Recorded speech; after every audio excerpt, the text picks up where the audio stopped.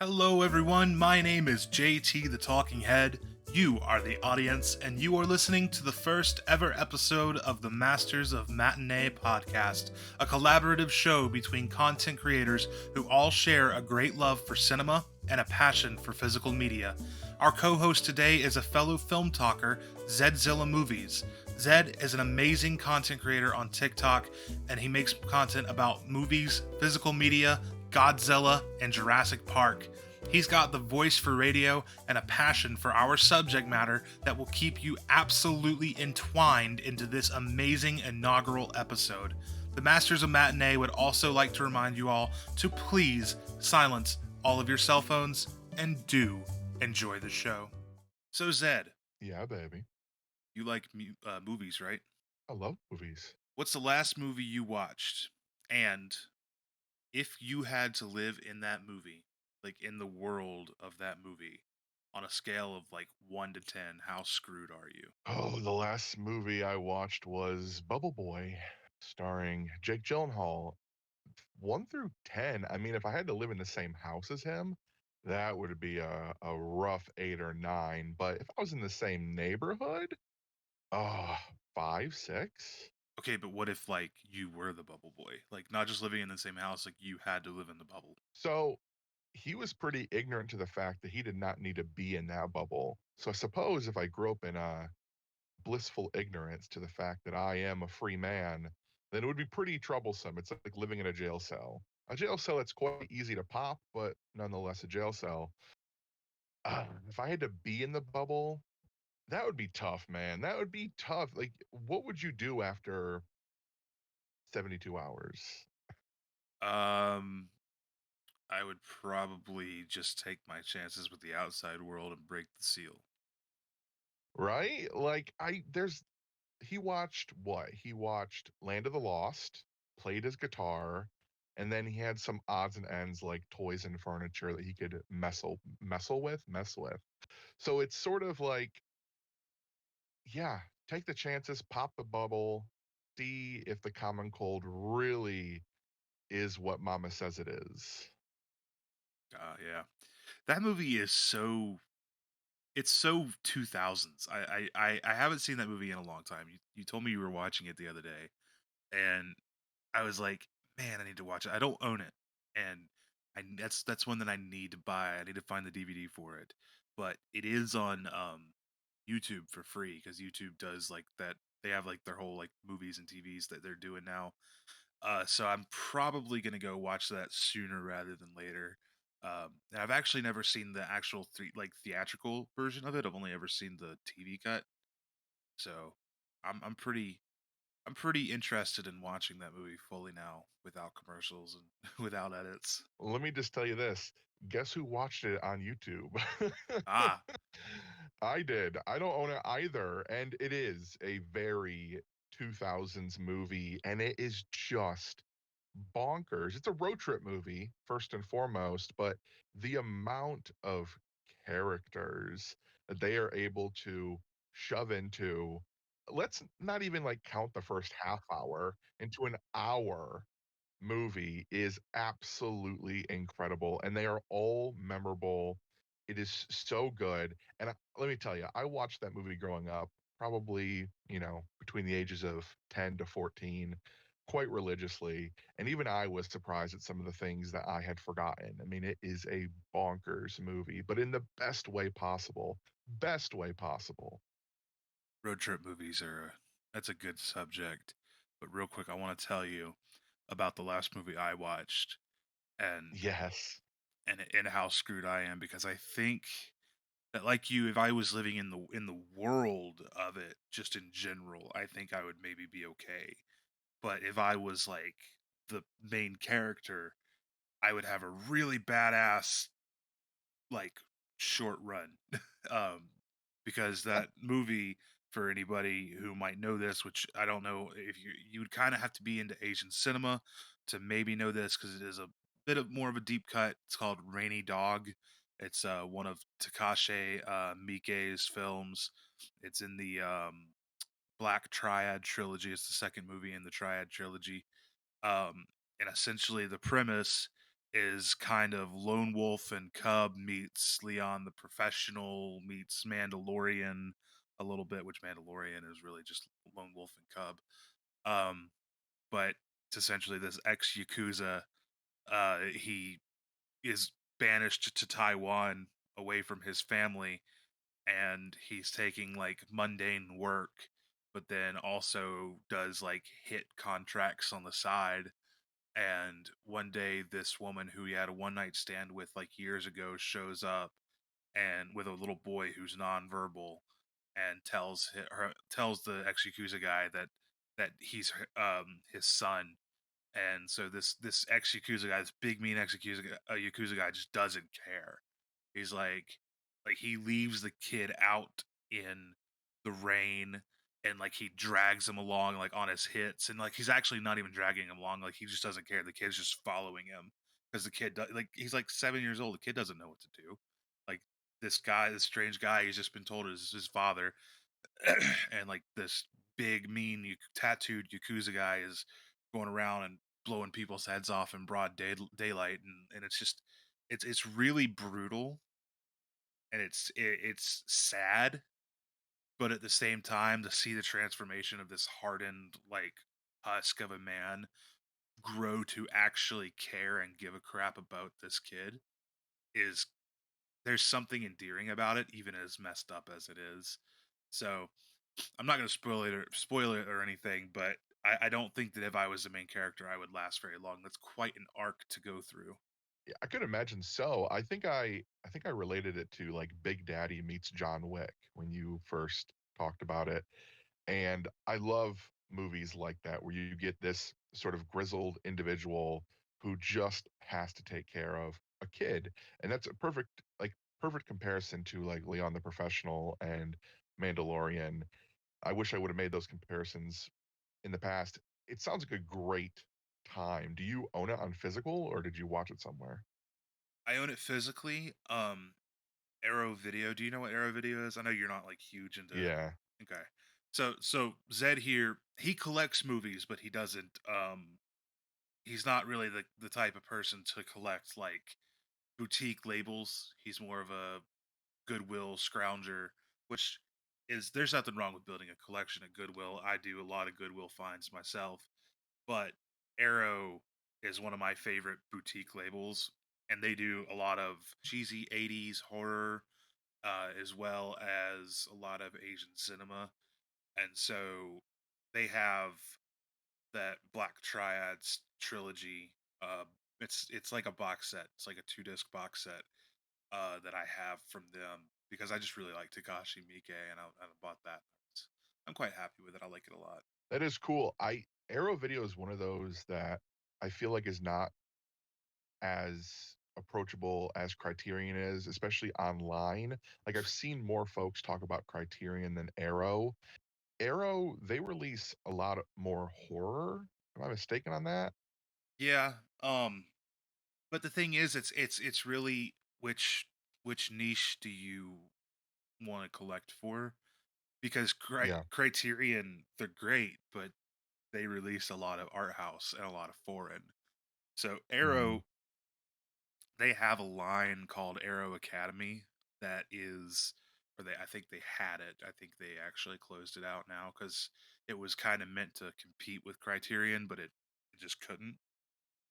And they had a lot of really great releases through Arrow Academy, but the the actual Arrow video line is, yeah, it's a lot of horror and it's a lot of Asian cinema, and they do like kung fu movies, and they released this really awesome Shaw Brothers box set, which is a lot of like Hong Kong kung fu movies, and like it's just a really they're one of my favorite boutique Blu-ray distributors. They're actually based in the UK as well, and like Oh. they do like Criterion. Criterion will release some like mainstream things too. Like they, especially as of late, they've started releasing more mainstream movies like Thelma and Louise and stuff like that.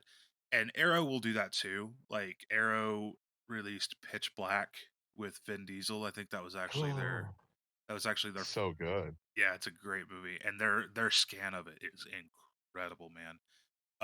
But that was the first 4K that they ever did. They're releasing Mallrats this month. Like that's the next era that I have coming to me is their Mallrats, and they did Fear and Loathing in Las Vegas, which is a phenomenal Terry Gilliam film.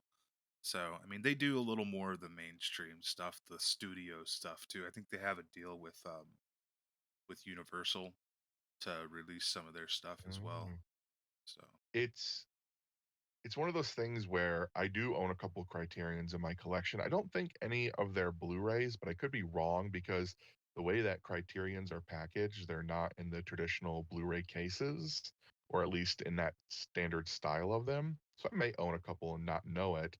But there's only like really two that I can think of off the top of my head that I would like to own, and that's that really cool Godzilla box set, and I believe they somewhat recently in the last year or so released Wally, mhm. which I love the art for Wally.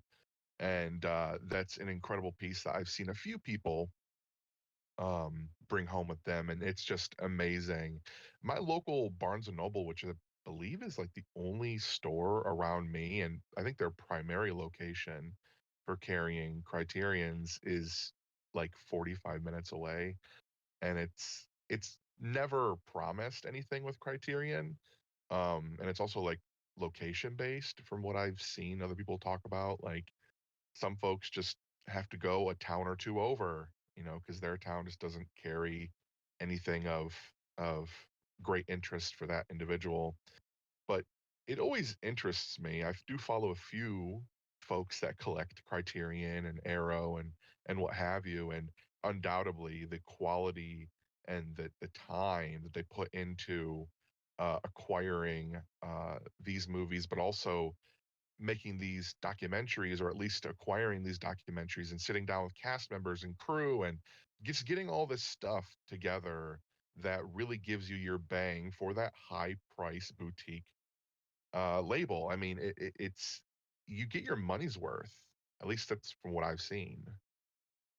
I by far um, the most Blu-rays that I collect are Criterion. I love that line. Um, but that being said, like I had stated before, it's very niche. You have to really like classic foreign or art house cinema to really appreciate Hmm. Criterion. Um, and yeah, there are some more mainstream releases. Wally was definitely one of them. I have that release, and I have to say that is probably one of the most underrated um 4K discs out there. It is seriously, Really? yeah, and I know that you don't really like you're not too big into the 4K space. Like I know that you're not opposed to it, but you're not like you don't actively seek it. And that's I that's do not. okay, but I think if you saw Wally in 4K, that might be one of those that might make you rethink your stance on 4K. It might be like, "Oh, this is an experience right here." Because Wally was absolutely beautiful. The scenes where they go into space and they're on the ship, and there's like that huge giant like mega metropolis in the sky, and Oh yeah, the Axiom. yeah, it looks incredible.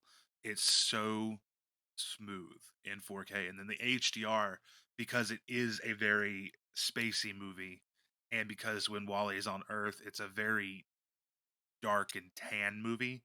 The Hmm. HDR does absolute wonders for that film. And now that's also you're talking to somebody who before when I had seen Wally before I got this 4K Criterion, I hadn't seen it since it came out, and when I saw it when it came out it was on DVD. So, but yeah, That is sacrilege. Wall-E is one of those movies that I could venture into 4K just to watch that movie on a nice 4K screen and experience it that way. 'Cause it's one of my favorite animated movies. I have a whole designated area for all my Wall-E memorabilia and just collection in general. I absolutely adore that movie, and it really is. I think you said it best. It's about the experience. Like there's certain films that you want to watch on the best screens possible, and the best players, media, whatever. Like Avatar. Like even though you know Avatar is sort of, I mean, it's repetitive at this point. It's on every channel somewhere out there playing right now as we speak.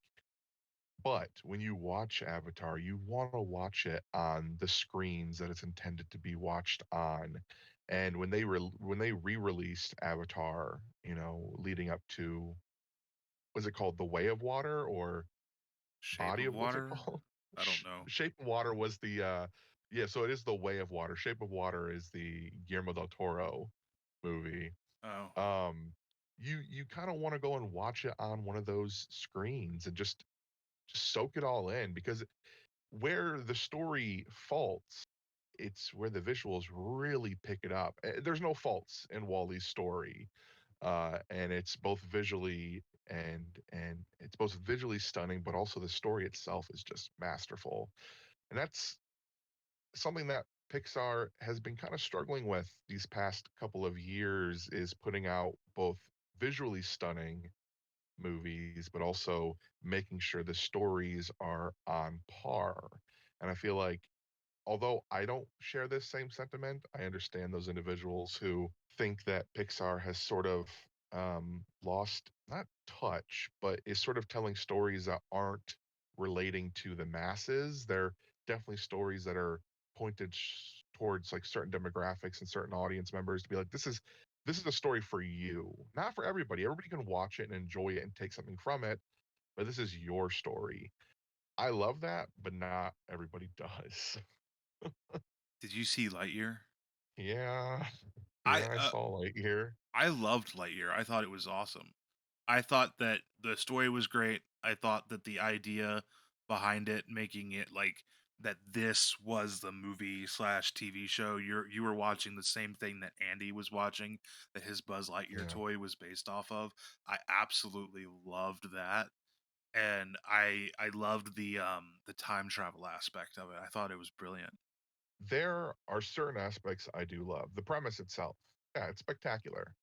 You know, when you go into the movie and it opens up saying like, listen, audience, folks that grew up with Toy Story, you are now watching the movie that Andy watched all those years ago. That's a hook. That's a hook and a half. Brilliant. I think the story overall falters, especially in its final act with the reveal of Zurg, which spoilers for spoilers' sake, it being an old Buzz Lightyear that just never got back to his own time, or just never could figure out how to save all the people on that desolate planet. Yeah, it's kind of good in theory, but I don't know. I didn't necessarily want to be the whole Darth Vader reveal, like I am your father, sort of what they did in Toy Story 2. But for it to be a future Buzz that just so happened to find this marooned, giant galactic spaceship, he takes it over, and even like the explanation of why he's called Zurg, and it's because of the helper bots on the ship that he randomly found, either couldn't say Buzz, or they were just calling their calling their previous captain's name to this Buzz. But like that, there's like a lot of those like instances where I felt the story was sort of, they threw out like three ideas of what it could be, and they didn't really go much forward after that. They're like, okay, so this is Andy's movie. Okay, cool. And then how about we just just start animating for a little bit, and then we'll kind of come back to the story. It's so hard because I'm a Toy Story boy. It's one of my favorite things of all time. And it's not that I had high hopes for it. It's that when you take Toy Story and you're going to make it something that it's not, it better be damn good. And they took Toy Story, made it something that it's not, and it was just kind of average. Not bad, not great, not even good, just kind of average. I I have to disagree in some aspects. I feel like when you are watching that, you're watching it more from a critical side, and I feel like movies like that aren't really supposed to be viewed from that angle. They're supposed to make you kind of feel like you're jumping back into being a child, and a child's not going to view that. A child is going to see that Zurg uh was old Buzz the whole time, and they're going to be mind blown, just like they were in the 70s, in the late 70s, when it came out that Vader was Luke's father. And you know what? When I watch that movie, just like when I watch any Pixar movie or any Disney animated movie, I really try my hardest to leave my reservations and my critical thinking mind at the door. And then I'll put it back on after I watch the movie. But I found that it helps me enjoy a movie, especially when there are movies that are made for kids. You know, at the end of the day, like you said, yeah, Pixar might be a little out of touch with them kind of trying to target um individual groups and be like, this is your movie. But at the heart of it all, within those individual groups, the thing that all those groups have, those target audiences, is that they're all still kids, and they're Hmm. trying to appeal to kids that aren't gonna be they don't have the experience of all this lifelong of watching cinema that that we have had here in our mid 20s, or that people older than us have had. And I think that also says something about cinema in general, in today's day and age. I think it's always kind of said something about cinema, and it's that everybody goes through that period in time where they kind of realize that movies that they are releasing in theaters and nowadays on streaming services and stuff just aren't really made for them anymore. They're Because Hollywood is always making movies for the younger generations, the generations that are going to just kick and scream and drag their parents to watch it, or the generation that has a couple extra bucks in their pocket or the free time to stream it on Disney Plus. They're going to go after that generation, you know? So that's why you get the surplus of the superhero movies. And that's why you get these Pixar movies that might seem out of touch to us, but they're not so out of touch to the younger generation. Because I remember when I was a kid and I wanted to watch Pixar movies or any animated movie really, my dad would moan and groan about it because those movies were not made for him at that time. Now there were some that he did enjoy. I know for a fact that he loved The Incredibles. But that was just because he Yeah. was a superhero fan. He liked superheroes, comic books. And that was a movie that, yes, it appealed to kids, but it also appealed to superhero fans. So I think that just in general, if you can leave your reservations at the door when going into a movie like that, you will have a much better time. And I tell you, the movies that I have done that the most with, and that I really truly enjoy the most, that are more modern, that are marketed for kids, were Moana. I absolutely adore that movie, and Oh, it's Zootopia. fantastic. Zootopia. Yeah. And that was because I got over myself when I went to watch those movies. I was like in a headspace where I was like, you know what? I'm not going to be critical about this. I'm just going to go and enjoy it for what it is and have fun. And I ended up really, really loving those movies. And then I did the same thing with Lightyear. I was like, this is a movie that is going to be very nostalgic for me because I was a Toy Story boy too. I loved Toy Story. That was my favorite Pixar film growing up. So I don't know, man. I think that I can see what you're saying, how some of the writing might feel weak, but I'll tell you, because I did go into it with the mindset of being a kid again, I wasn't able to call that Zurg was just an alternate universe Buzz. I that was a complete shock to me, and my mind was blown. It's it's not a bad reveal, and it's not even in question of what do I think could have made it a better reveal. It's that I felt like we already have Toy Story 2. It sort of reveals to the audience the fact that Zurg is the father. And again, that could be just too much like Star Wars for them to really feel like they could it'd be a rehash. And that's fine in general. And again, I do want to reiterate that I didn't go into Lightyear wanting to dislike it. I don't dislike it. Again, I don't dislike it. But I love Toy Story. All 4 movies. There is not a single Pixar movie that I dislike. Not a single one. There's more that I there's more there's ones that I love more than others, but not any that I dislike. But I love Toy Story. And even the 4th movie for a lot of audiences felt unnecessary. And I said to myself, Lightyear's announced. This is a really cool idea. Let's do it. And I was anticipating the hell out of it for such a long time. And when I was able to finally watch it, which I think was the day of release, super excited. I pressed play and I watched it. And it wasn't that I went into it like, this might not be good, or no, I went into it like, hell yeah, I had been wanting to watch this now for like a year or two since it was announced.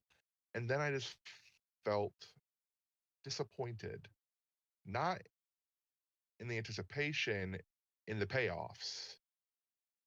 Like the payoffs felt disappointing to me. And that's shown like in in the in the pandemic releases on Disney Plus. You had things like Onward and Luca and Soul and Turning Red and Lightyear. I loved all the other ones. And Lightyear was just so happened to be the last one that was really going to be premiering before theaters. You know, Elementals comes out yesterday, 2 days ago.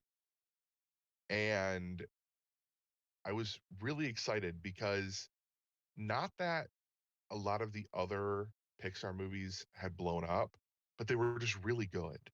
There was no Encanto for Pixar over the pandemic, but they were all really solid movies that they released. And Lightyear just fell flat. And they saw that. I mean, Lightyear lost them a ton of money, not only just in way of eyeballs on the platform, but in the merchandise. I mean, it fell flat. And that sucked. It sucked as a Toy Story fan to see a Toy Story product fall flat. I mean, even things like the small not even miniseries, but the short films that they release have merchandise that have done better than an entire feature length animated film did. And it sucked. It was disappointing, not only because the movie felt a little bit flat to me, but that it just didn't perform well with audiences. And yes, I do agree with you with the fact of the matter that imagine being a kid and the bad guy is also the good guy. That's an amazing reveal. An amazing reveal. It really is, but not one that I felt super great about. It was surprising, get me wrong. I mean, I'm sure there are signs pointing towards it, but when it was revealed, oh, even my head, tilted a little bit, my mouth opened wide, and I thought, "Huh, interesting way of going about this." 'Cause I think I was anticipating the reveal of maybe somebody else, maybe not Buzz's father, but maybe somebody like Hawthorne or something being uh Zurg. But anyway, Do you that's think enough Lightyear. well, to have one more kind of segue Okay. about Lightyear, do you think that that reveal would have hit better were it in a, like, different IP and not an already established, where we have so much lore of Toy Story and where we know from Toy Story 2 that Zurg is Buzz's father, and which I mean, yeah, it's always a play on Star Wars, sure, but like you know, Lightyear kind of came in and retconned that. Do you think that that big twist ending would have hit better if they had done it with a new and original IP that was not based on something that was already prior built up in lore? Yeah, I think it would have hit way harder because there's nothing preconceived. Um, you don't have 15 years telling you otherwise, and or however long. Like what? Toy Story 2 came out in '99, so you don't have 20 plus years telling you otherwise. And maybe there is that level of anticipation knowing that, okay, Zurg's in this movie. We kind of know a little bit about Zurg, not too much, but enough. And we know for a fact that they're going to have to reveal Zurg at some point in time. They have to. And we're leading up to that point. And then when it is revealed, there is a level of, huh? And not, whoa, because you sort of were anticipating something that you did not get. So maybe so. If it was an original IP like Star Wars was at the time, yeah, much bigger reveal. So you saw all the pandemic Pixar movies. I have not seen them all. I have only seen Yeah, Soul. Um, Luca, was Luca Pixar or was that Disney Animated it Studios? was it was Disney Pixar. Okay. And then obviously Lightyear. Those are the only three that I saw. I did not see Turning Okay. Red. That was another one where I kind of realized that, like, I saw it and I kind of realized, like, this is not a movie that's marketed to me. And it's not, it doesn't appeal to me. I'm not its target audience. And that's okay. So I didn't view it. And I'll do that periodically. There will be just movies that I just kind of look and be like, yeah, that's just not for me, dog. Like they're not trying to capture my attention with this film, and especially because I don't know the way that you'd said that they are targeting specific, like they're trying to say, hey, like this is a movie for you. I felt like with Pixar, the movie that was targeted toward me, toward my group of people, which is those with mental illness, which is Inside Out. I felt like that movie really flopped for me. That was one that everybody talks about, was so good, and I just didn't enjoy it. And I don't have any particular reason for not enjoying it either. I just it wasn't just didn't hit for me. You know, how did you feel about that one? I love Inside Out. And it's one of those things where I'm a big fan of watching movies that aren't for my demographic because I am introduced to stories that I wouldn't otherwise. Hey everyone, this is the point during the podcast where most shows would typically like to roll a sponsored ad, but seeing as we don't have any of those, we're just going to take a moment to shout out you, our awesome community listening to this episode.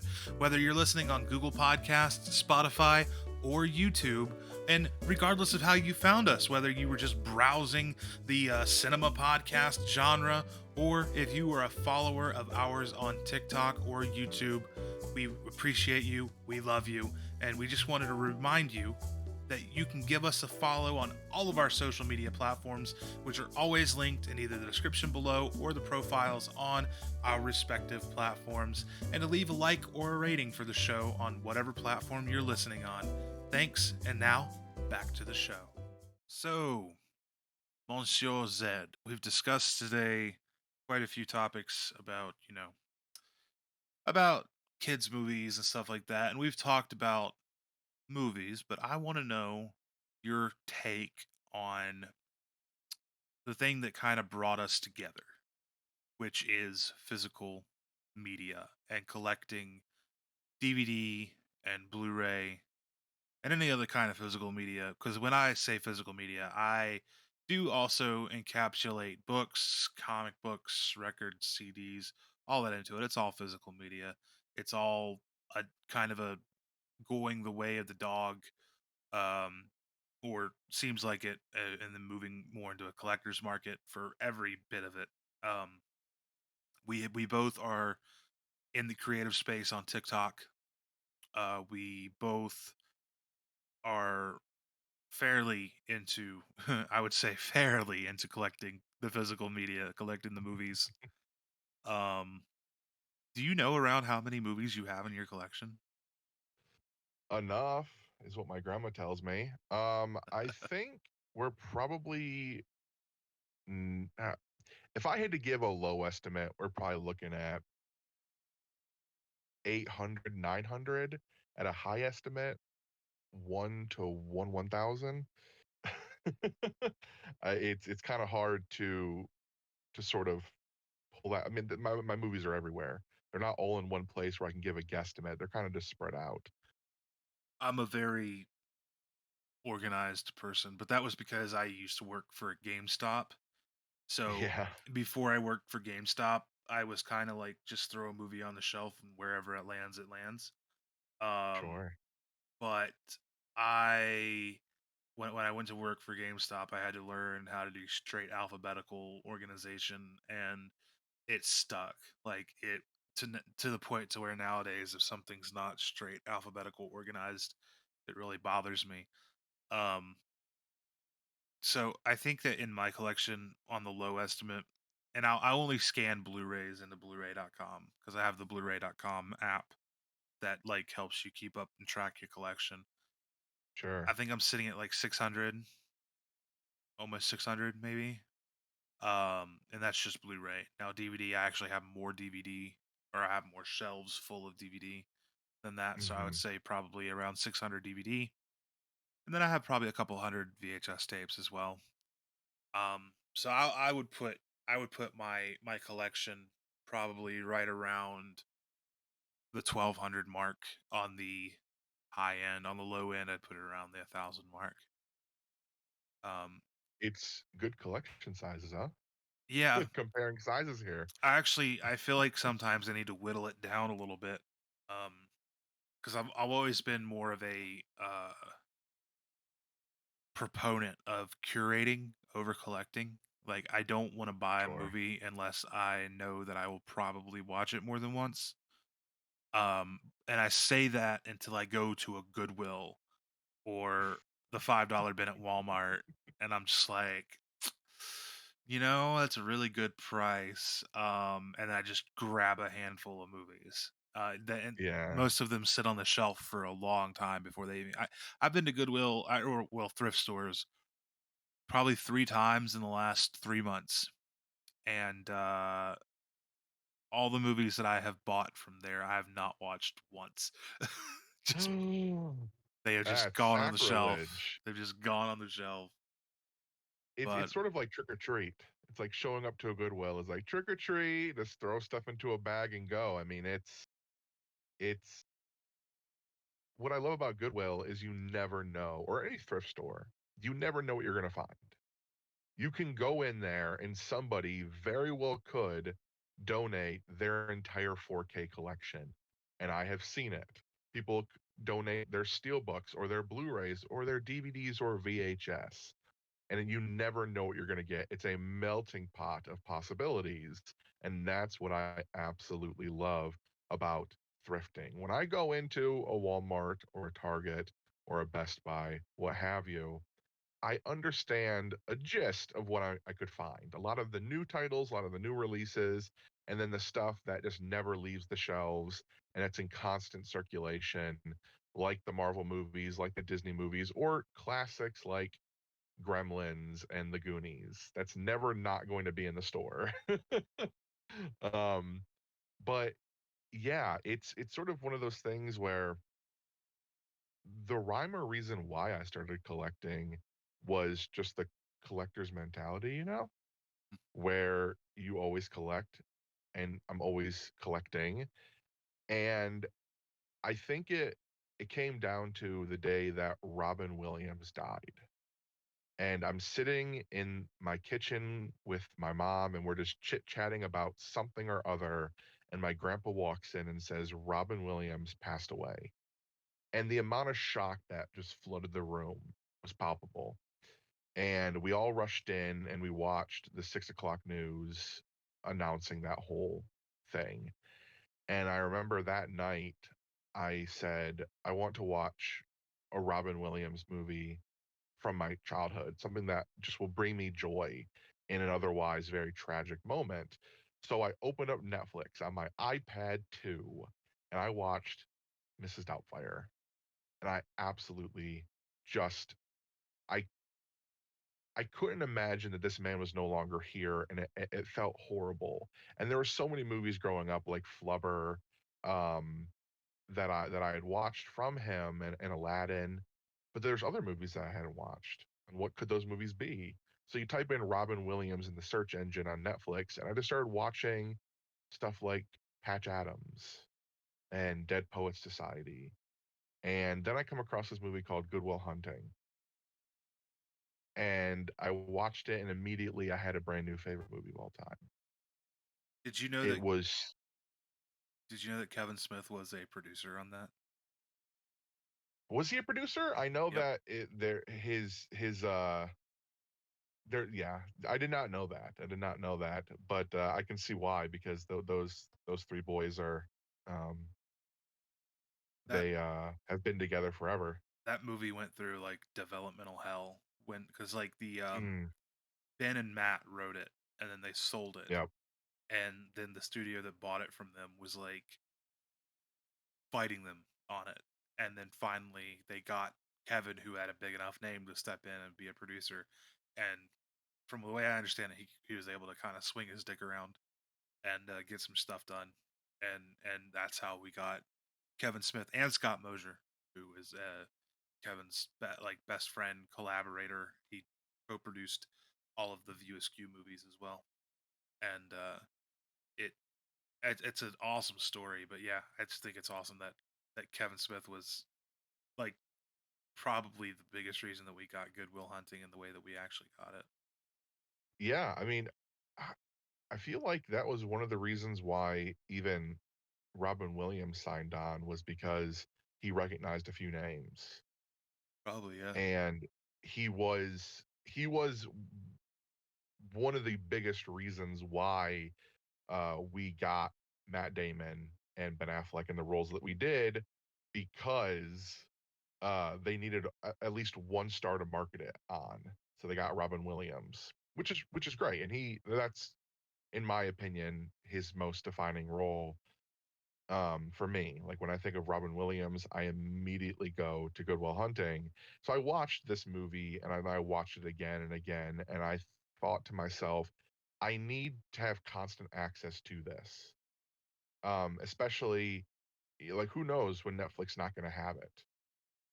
So it just so happened that Thanksgiving was rolling around, and Thanksgiving means Black Friday, and I went to bestbuy.com, and I didn't know where else to go, but I knew that Best Buy had movies, and I picked up my first like 5 or 6 titles. And I remember a couple of them: Good Will Hunting, The Dark Knight Rises, Bridesmaids, and X-Men First Class were just a couple of the first movies in my collection, all on DVD. And it was such a exhilarating feeling to crack open that box and pull out these movies. And I had like an old school monitor. It was like a Mac. What's it called now? A MacBook. There's a Mac, a desktop Mac computer that had a little DVD slot on it. And I just watched my 4 or 5 movies over and over and over again, and it was so great. Hell, that clip of me opening up my first couple of movies, I think still exists on the internet somewhere. Like the first couple movies I ever got in my collection were on video. And then that just snowballed out of control very quickly, where I started going to Goodwills because my local Goodwill had just opened up like within that year. So I went there and started collecting movies, and it grew exponentially very quickly. And but I think if I had to narrow it down to one moment in time, it was when Robin Williams passed away, and I knew that I had to watch this movie, Good Will Hunting, whenever I wanted. I think that can't remember when I started collecting because I've always had physical media in the home. Like we've always Yeah. bought it. Like so I think like and my dad is a big reason. Like my dad is a big collector. He always had a fairly I mean, it's not like my collection absolutely dwarfs his. Um he's probably got maybe a couple hundred DVDs where I have over 1,000. But he is probably like growing up, just having that like I grew up in the age before streaming. Netflix Yeah. streaming didn't come out until I was a teenager. And so Same. growing up, going to my dad's house, and he didn't have cable either. So that really taught me the value of physical media. So Yikes. if we wanted to watch TV, we were either going to the Blockbuster to rent a movie or watching something that he already had on tape or on disc. And he had pretty for the time a pretty large library of movies to choose from, and a lot of those movies are that I would watch with him are the reason that I think that I love cinema so much nowadays. And so I've always kind of just been around physical media. I remember getting what is it called? Vampire's Curse, Scooby Doo and the Vampire's Curse, the one where they go to Australia. The witch's curse?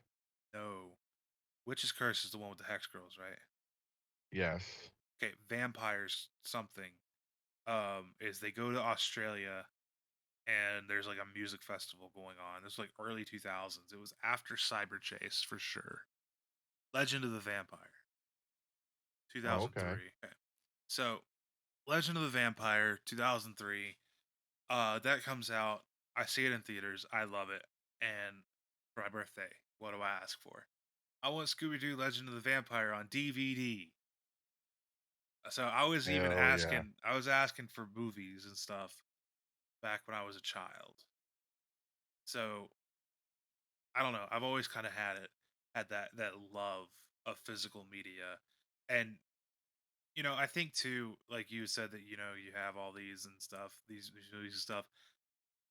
The reason that I have to be more of a curator is because I collect, and it goes back to what you're saying, collect to collect, that mentality. I do have that mentality because I collect a lot more than just movies. Movies are my biggest collection, but I also collect video games and I collect vinyl and I collect professional wrestling action figures. I used to collect Funko Pops when I worked at GameStop, but I put a stop to that when I left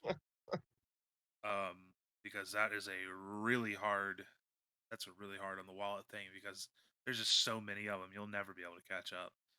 Um, No. but yeah, I do have that collector's mentality. So because I have that collector's mentality with so many things, I have to make those things that I collect a curator's mentality and really just collect Sure. the things that I know that I must have. Another thing It that I wanted to ask you is how are the prices on movies at Goodwills in your area? I've seen them fluctuate. fluctuates. Really? Fluctuates. Yeah. It's all dependent, right? It also depends on stock. So if they have an influx of movies that they're desperately trying to get rid of, they will price them lower. But also, just like any other thrift store, they have certain days of the week where prices are lower or higher or whatever. So it can literally go from cents on the dollar to $3. So Um, I've seen Goodwills where they're asking $7 for a DVD, which is oh, absolutely ridiculous. Now those prices came from like Reddits and stuff. Like I saw those on Reddit. sure. I've never personally seen that. My local Goodwill prices them at about $1.25 Good usually. price. They don't have a lot. They don't have a very big section at all. They actually just throw them on top of one of their clothing racks. They don't even have a Oh, section for. They don't have that's enough not to nice. justify putting them on a shelf. Sure. But to be fair, our Goodwill just opened like a year ago.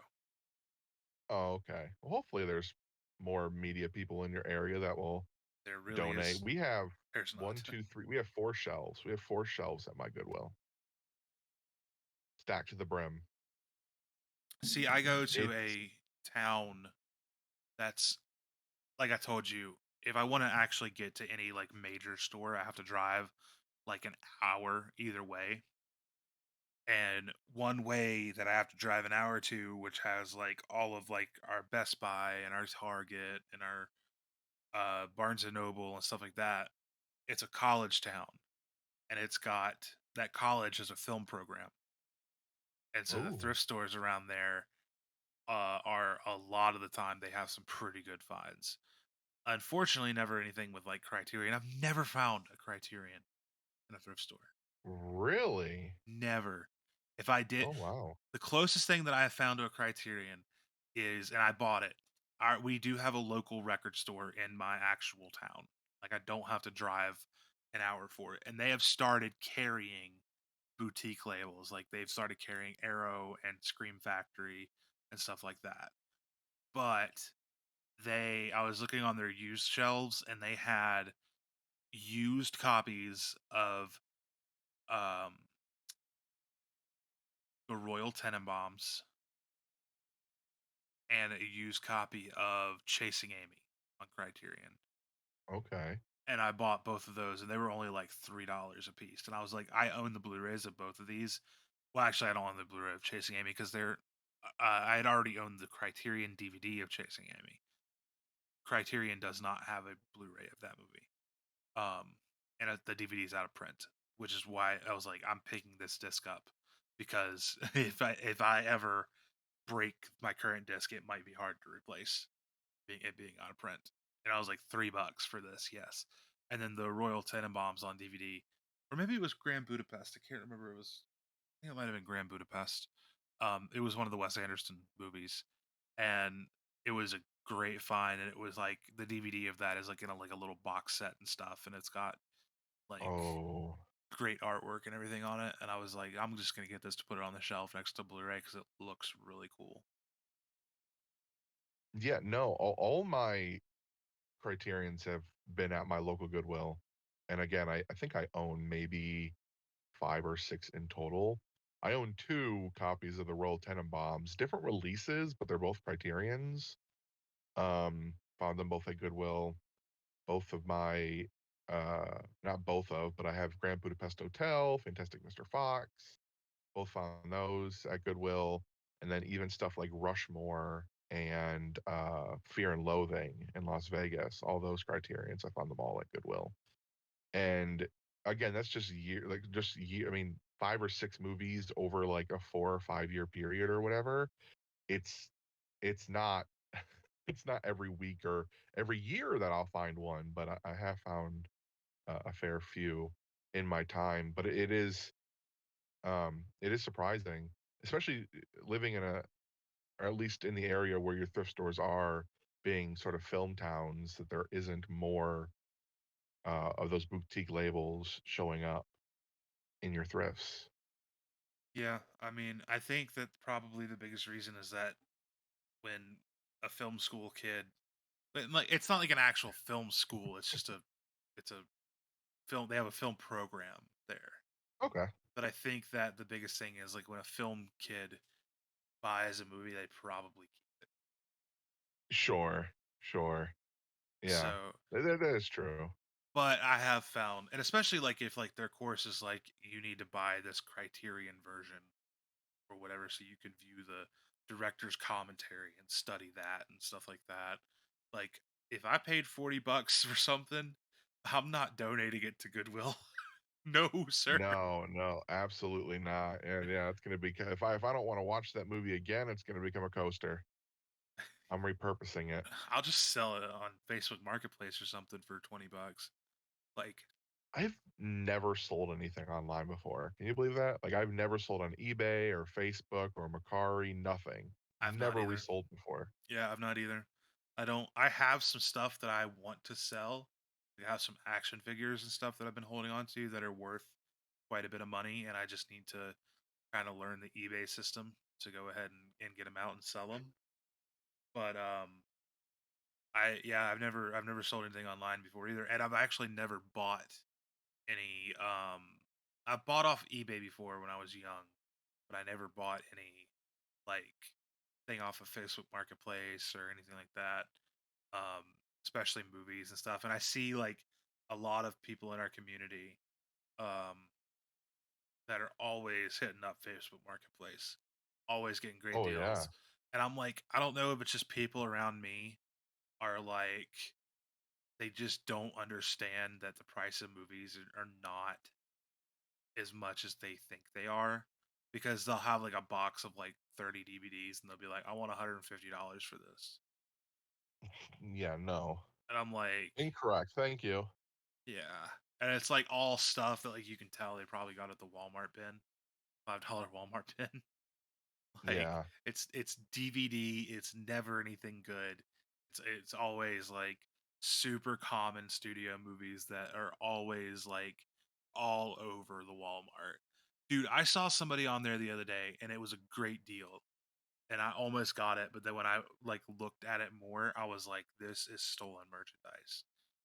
Homie had like all of the Marvel Cinematic Universe movies on Blu-ray, still sealed, and he only wanted like $80 for them. And I was looking at the picture, and I zoomed in, I noticed they were all still sealed and stuff. I was like, this man's went and swiped that shit from a Walmart. I'm like, Hell yeah. I'm like, I ain't buying that. No, senor. No way, Jose. That's a Uh-uh. good deal. You're good That's to a slide me that link. I'll talk to him real quick. be like, do you ship do you ship stolen goods? Please.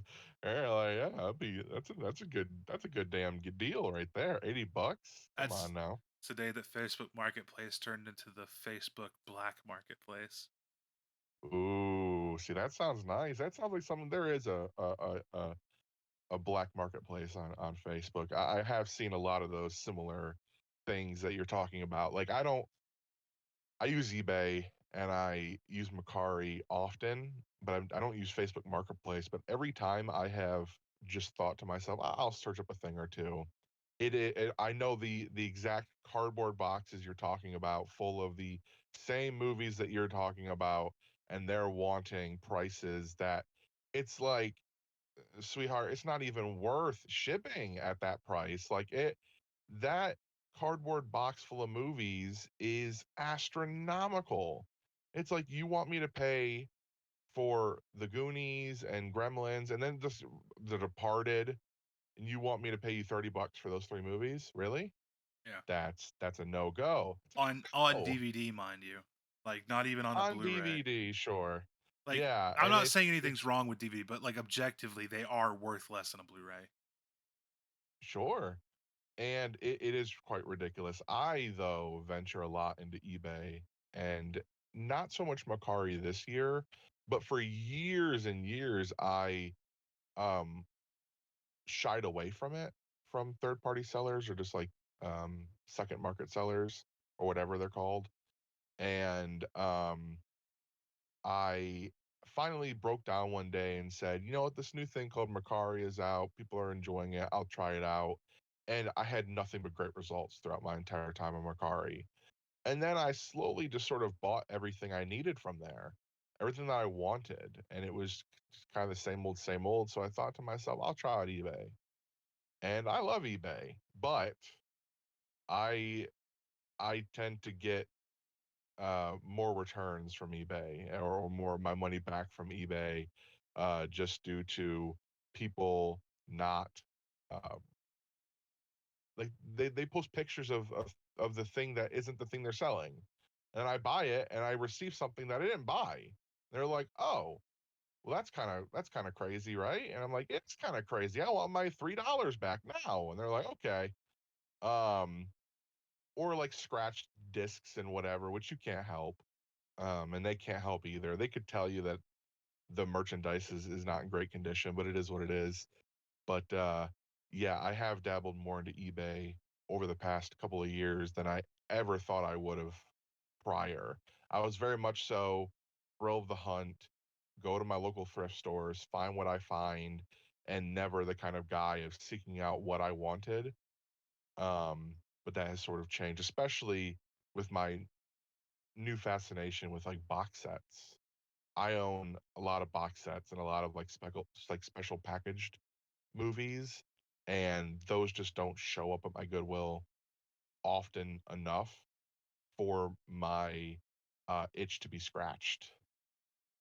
Speaking of like box sets and stuff, I have one more question on the Goodwill thrifting side, and then I'm gonna segue into our TikToks.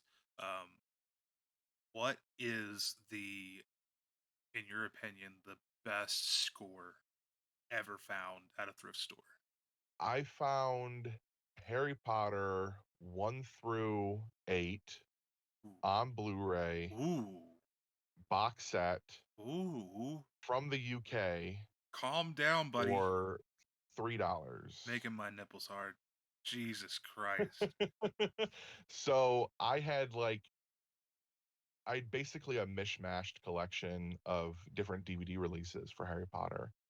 And it was just some were full screen, some were widescreen, just a mishmashed selection of different Harry Potters. And then I just walked into Goodwill and it was just sitting there on one of those like rolly shelves that just kind of sit in the middle of aisles sometimes.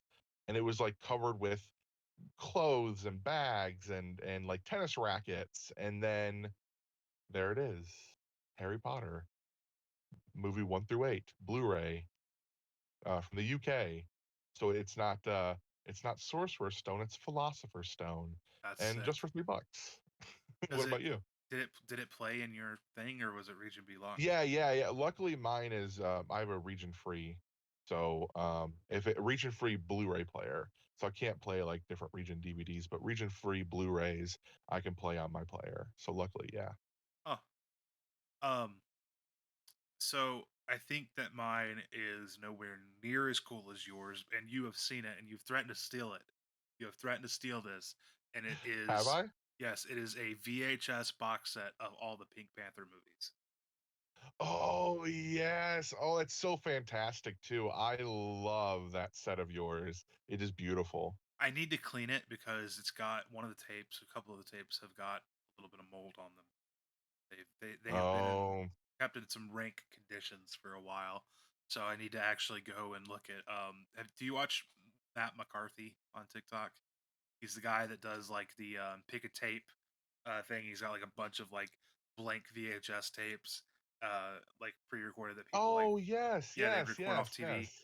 People will pick a tape number and he'll go and go over it and stuff. And his catchphrase is "No mold, let's get into it." He has a video pinned to his profile that if you do find a tape with mold, it teaches you how to properly take like disassemble the tape and properly clean it. So I need to follow that Oh, that's video cool. and clean these Pink Panther tapes. But yeah, that to me is probably my favorite pickup at a thrift store, and that wasn't actually too long ago. Um, I think How it's much? I think tapes were 25 cents a piece. There's 6 movies in there, so $1.50 for that whole set. Oh, yeah, baby. Yeah, That's beautiful. yeah, definitely worth it. And that same trip, dude, I picked up Free Willy and James and the Giant Peach on tape too. Like Oh that was a my god, that was day. a good It was day. a good day for VHS hunting, man. Like that's the thing too around here. Our thrift stores, not so much my Goodwill, but the one that I went to that was in that town that college town I was telling you about earlier. They are really good for tapes. At one point, the Goodwill over there had an entire wall of just VHS tapes, and that right there alone is how I built my collection. And I remember the biggest haul I ever had. I was up in a town. It's about 6 hours north of me. It's called Wheeling, West Virginia, and I was visiting my cousin up there. And there's a amazing thrift store they have up there, and they had a room dedicated to physical media. And their VHS tapes were on sale for a dime a piece. A dime, dude. I went in there with $5 and I bought as many as I could carry.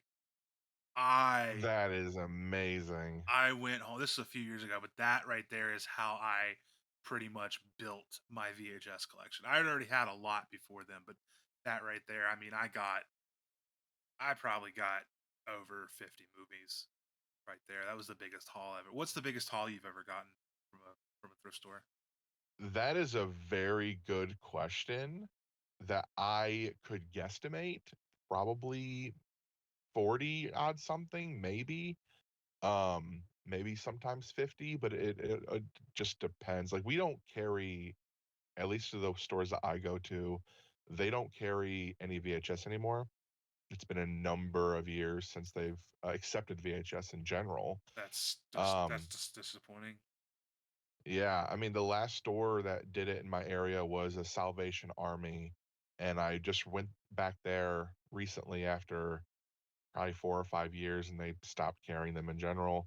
But yeah, I think a good guesstimate is at least 40 is probably my biggest haul. At least 40.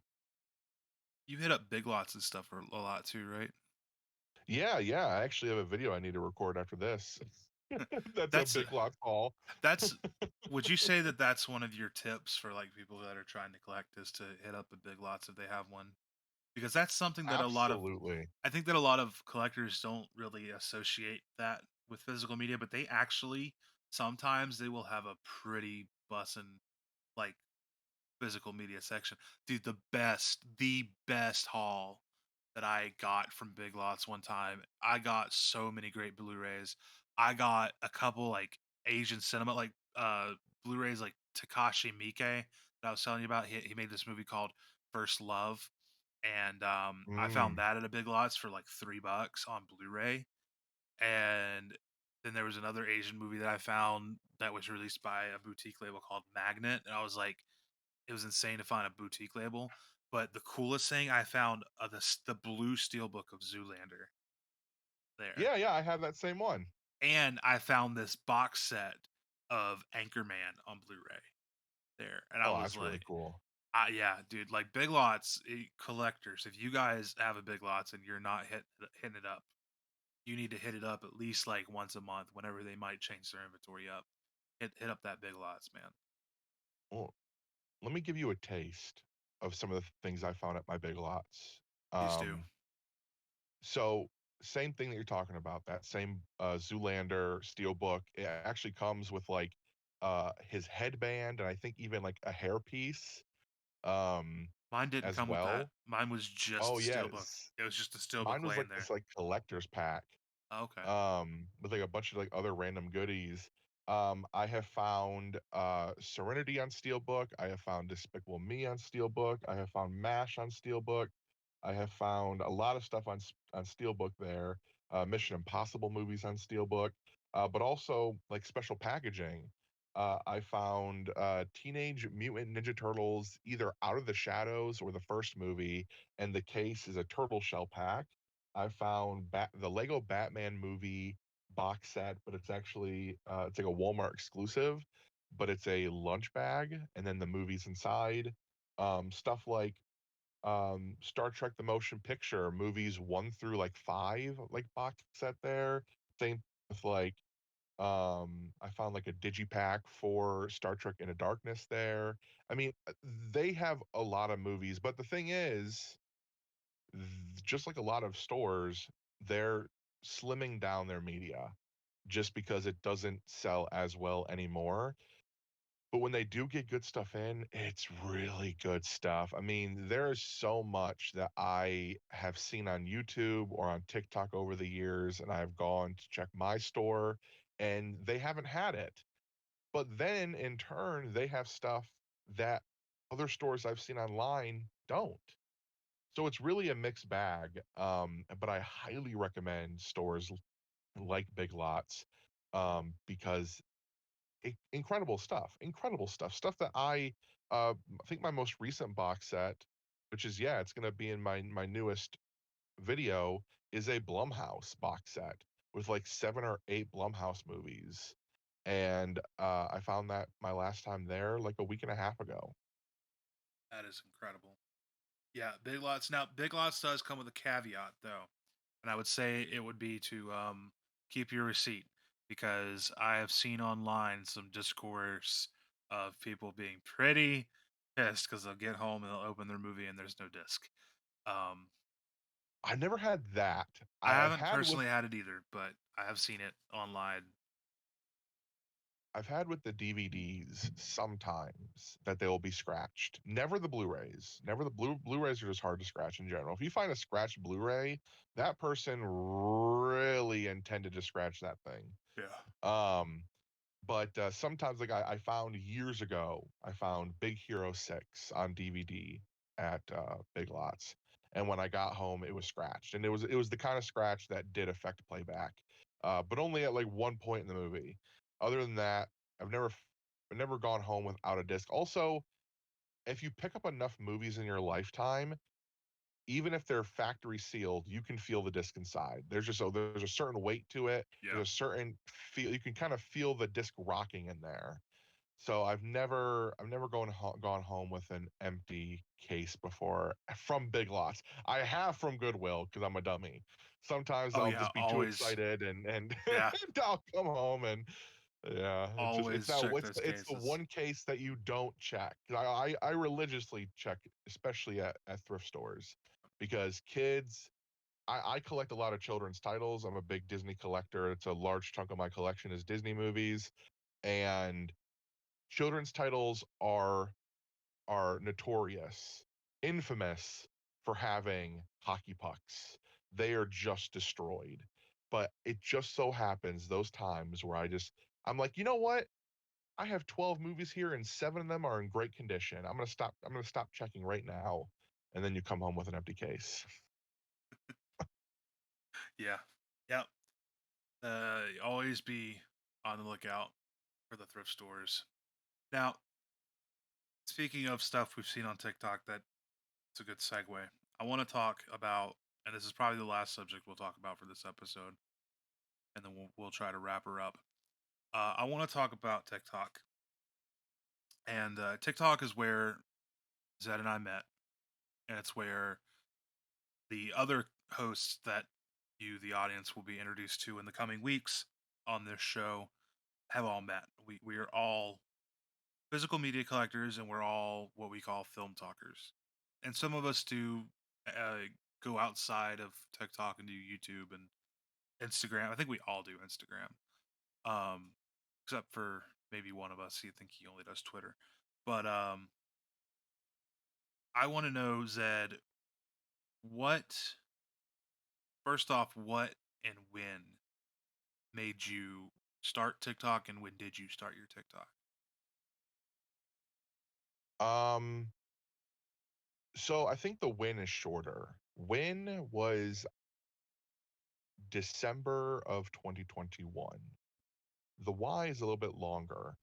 My buddy just told me one day, "Hey, have you ever thought about uploading onto TikTok?" Because I had been doing YouTube for the majority of my life and stuff like Daily Motion and MySpace.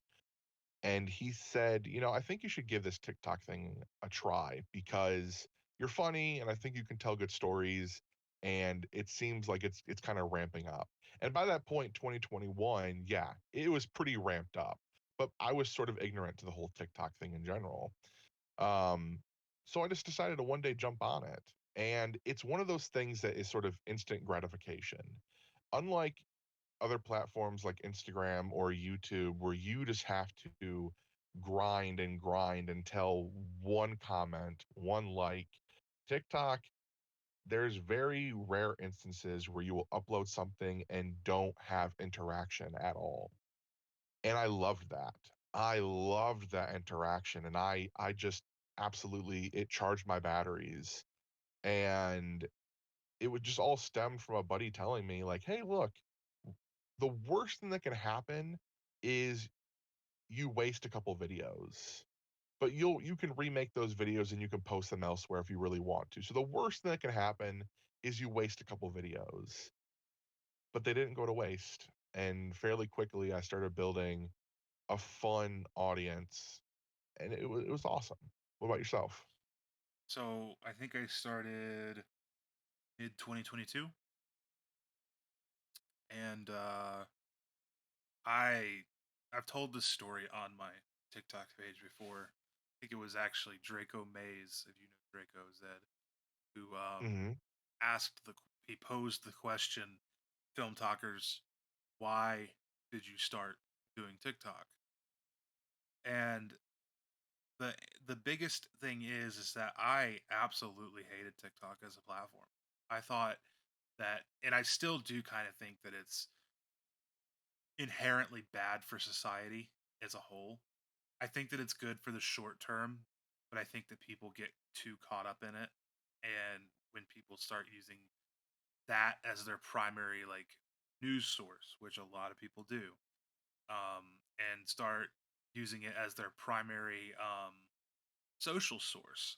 The kids nowadays are more interested in, and I know this sound makes me sound like an ancient old man, but it's true. I see it firsthand. I have an 11-year-old sister who is absolutely absorbed into this world of TikTok and other social medias. They replace actual communication with online communication, and it's so I was adamantly against it, and I've done YouTube for the better part of 14 years now. I think I started in 2009 when I uploaded my first video. And I had a small following on YouTube, but it was never anything with film. It was all video games and comedy and stuff like that. I think I had like 2,000 subscribers, so very small. My videos garnered 300 some views a video and a couple likes, like nothing big. And in 2015, I decided to make my own movie. I set out to write a script called Twisted Figment, which was a horror film about a girl who gets possessed by a demon and kills people. That's the short of it. It's a lot deeper than that, but that's the short of it. And that kind of fell apart. And I made a couple other short films. And then I started working on a web series with a director who had actually had some actual like Hollywood gravitas uh, to him.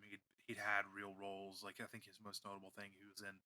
Did you ever see that movie, The Campaign, with Will Ferrell and Zach Oh Galifianakis? yeah, yeah. So so he was like the biggest like fan of Zach Galifianakis's character. Um, Oh no and way. yeah, he's from my hometown, and Oh, so that's cool. he came back here to make this show called Small Town America, and he I got connected with him and I ended up becoming the assistant director on that show. And I did a season with him and then we kind of just lost touch. I think he did another like a Christmas special that I wasn't involved in, and then he moved on, jumped projects to something else, and I didn't follow him. And then I got a regular job, and at this point, I was doing a regular job. Had my girlfriend, who's now my wife.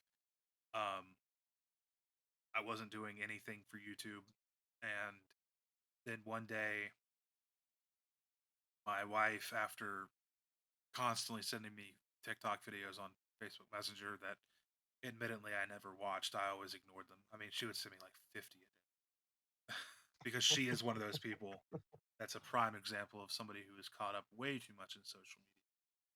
Um, and so she finally broke me down and convinced me to download the app. So I downloaded it and I would watch it every now and again. It usually just became like my toilet pal when I'm sitting on the toilet. Sure.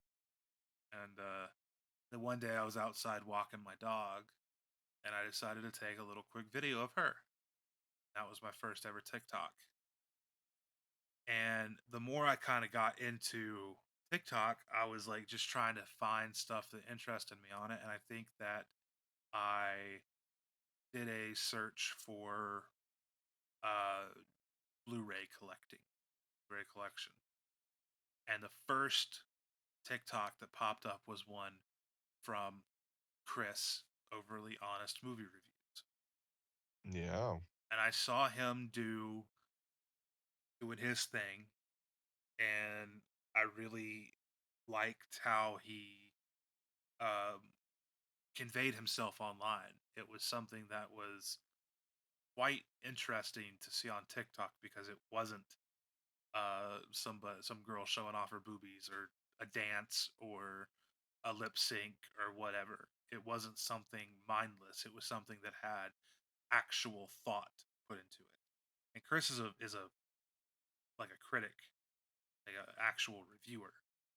So I mean, he runs a website and everything.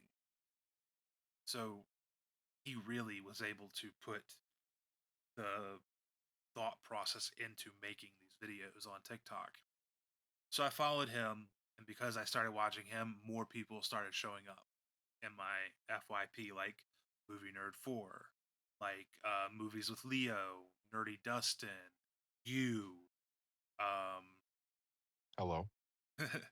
and then the more I watched, the more I got connected with you guys, and I started making my own videos. And now my first videos, if you go back on my page and look, my first videos are just unboxings. They do not have any talking, and I'm not in them. You see my hands. I'm only unboxing like box sets, special editions, and stuff. I just put music over it, and then eventually I got to the point to where I was like, I'm a 25-year-old at the time man. I'm married. I don't give a shit what anybody thinks of me because I've had a lot of problems with people on YouTube who would see me and they'd make fun of me and troll the shit out of me and stuff. And I like to think that I'm pretty good at ignoring that stuff, but it does, of course it hurts. It does bother me when somebody picks on me like that. But Sure.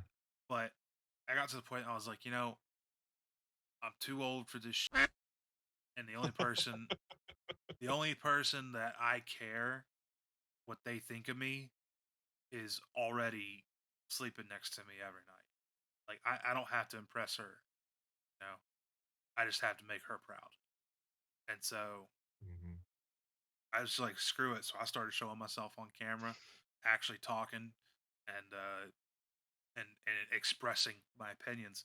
And in retrospect, that was the best thing that I ever could have done for my mental health because I'm about to break down some barriers here on the first episode of Masters of Matinee. I suffer with major depression and a major anxiety disorder. I am, in general, a very antisocial person. Um, it even surprised me that I was able to bring up the gumption to reach out to Zed and to the others that you, like I said before, you will slowly meet as their episodes appear on this channel. Um, to bring them all together because I am not the kind of person that reaches out. I'm willing to collaborate, but I don't start the collaboration usually. So I surprised the hell out of myself. And I think that even though, yeah, I think that TikTok is kind of mind numbing, and an overall net negative for our society.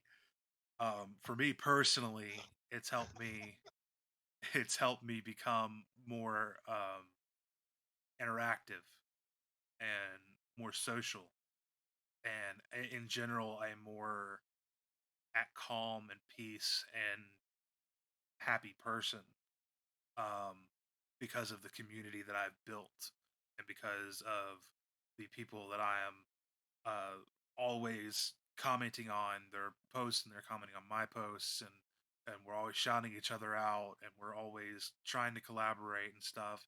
And my next step, I'm sitting at like 810 followers right now. I think I'm 190 away from being able to go live, and I really want to be able to go live on TikTok. I would love that. That's like the next step out of my comfort zone that I need to take, is to start going live, and so I'm looking forward to that and simultaneously scared to death of that.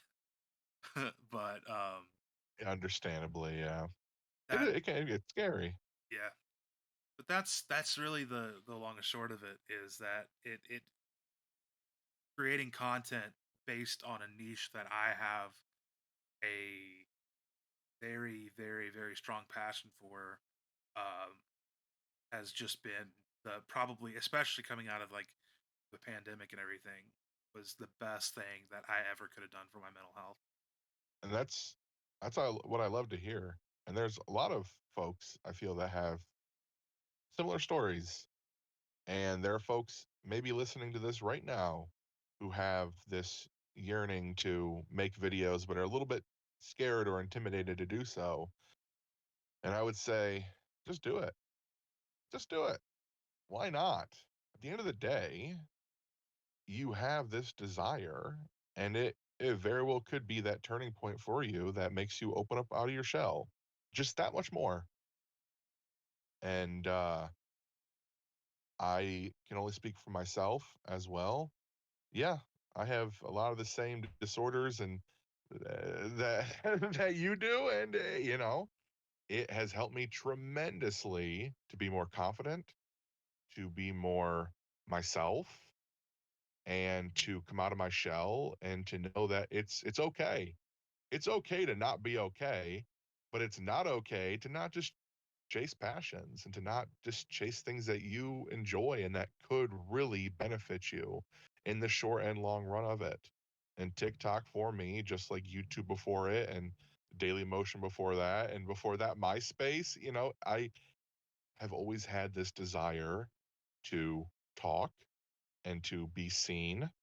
And I have that ability through TikTok. The most simplest thing: press record, chit chat, upload, and wait. And it's awesome. It's really, really cool. What's your favorite TikTok video you've ever made? Oh gosh. I don't know. Here's the thing. This is my second account. And I'll sometimes go back onto my original account and scroll and forget about the large amount of videos I have made. I'll be like, "Oh, this is cool." And I'll watch that and I'm like, "Oh, that's really smart, Zed. How did we think of that?" Or "That's really fun, Zed." Like how did like I think one of the videos that I'm most proud of, just because I think it's kind of a cool topic, is after I saw the Batman. After I saw the Batman directed by Matt Reeves, there's this little um like fan theory I came up with. I made a video about it. And I've even thought about downloading it off my old TikTok and just re-uploading it just for shits and giggles, because I basically have a brand new audience, a new set of eyes to show it to. Do it. Maybe that video. Um, but like I have so many old series of videos, like last week I watched, and Movie IQ is a show I did where it's just a game show of sorts where I'm asking you movie questions and you have to give me the answers. There's a lot that I'm proud of, so it's kind of hard. What about you? Um, so for me, there was a video that I did, and it actually was one that performed very, very bad. I think it's still only sitting at 200 views, and only maybe like 12 likes. When most of my videos get like 600 views and around 40 or 50 likes. Um, it was one where I said it was a little sketch. It was when you're studying and your favorite song from a movie comes on, and I'm Mm, sitting there studying, and "She Caught the Katy" from the Blues Brothers starts coming on, and then I edit it. Put so much editing into this because have you heard the song "She Caught the Katy"? maybe. Have you seen the Blues Brothers? A very long time ago. Nothing that I can really remember. Well, it's the first song in the movie where J- Okay. uh, Jake is getting out of prison. There's like a little guitar riff that's just like do do do do do do, and then it goes do do do do do do. Well, Oh, anyway, okay. Okay. I edited it on a way that the do do's every time a do do happened, something changed on me. So the first do do happened, I had sunglasses on. It threw sunglasses on me. Then the second one, a fedora cat came on me, and then the third one, my English book that I was holding changed into the 4K Blu-ray, 4K Blu-ray of the Blues Brothers, and That is really cool. Yeah, I like I that. I put so much time into making that. Like, I mean, I put probably 4 or 5 hours into making that video. Now, most of my actual TikToks, like if I'm just like bullshitting, take maybe an hour to make. This one took 3 or 4, maybe 5 hours to do because I had to line everything up perfectly, and like it didn't do good at all. It got buried. I was like, oh, and like that was at the time too where I wasn't big. I think I maybe had 300 followers. So I mean, maybe I should go and repost it. I don't know. Maybe, I love that. maybe. I love that video though. It's my favorite video I've ever made, just because I like the concept of it, and it's about a movie that I absolutely love. That's a good answer, and it's a video that I now want to see because, yeah, I didn't see it either. I I'll send it wasn't to you. the one of those 200 people. I will I will send it to you. Um, but all right, man. I think unless you had any other questions, comments, concerns, prayer requests, or I don't know. I think that might do it for our first episode, our first ever episode of Masters of Matinee. Hell yeah. No, I feel good about that. I'm content. Nice. All right. Thanks for listening, everybody. Bye. And there you have it, everyone. The first ever legendary episode of the Masters of Matinee podcast. We would like to sincerely thank everyone who has been listening along and would like to remind you to go ahead and follow Masters of Matinee on YouTube, Spotify, and Google Podcast. Special thanks to this week's co-host, Zedzilla. You can follow Zed on his TikTok at zedzillamovies. That's at ZEDZILLAMOVIES,